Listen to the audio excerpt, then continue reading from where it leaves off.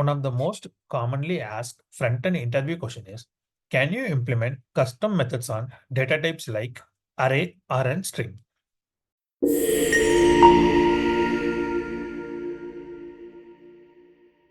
In this example, we are going to create one reverse function on a string. So we need to implement this string.reverse function. So natively, JavaScript string doesn't support a reverse function.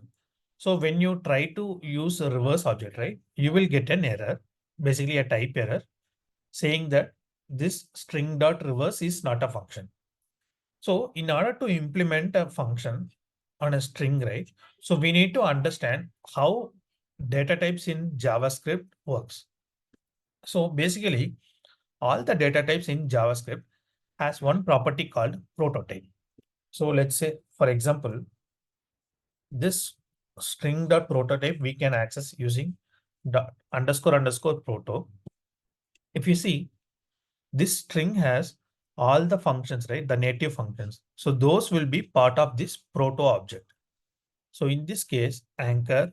So what are all the string natively supports, right? Like includes index of. So those will be part of this proto. So this proto is not only for string, this is applicable for even arrays.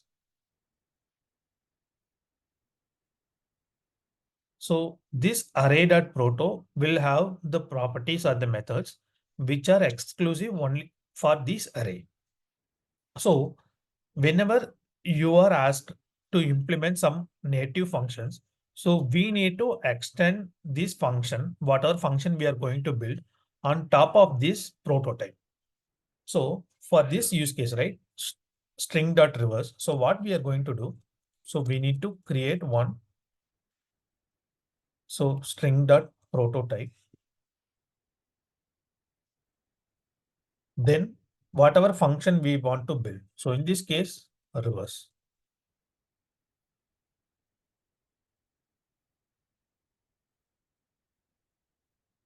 So now this function, right? So this function is part of this string prototype.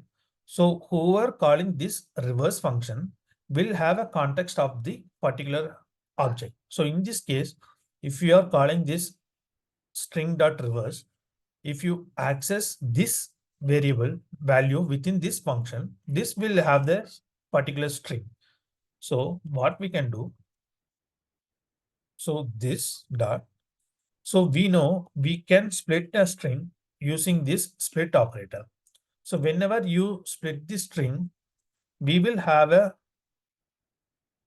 we will create an array.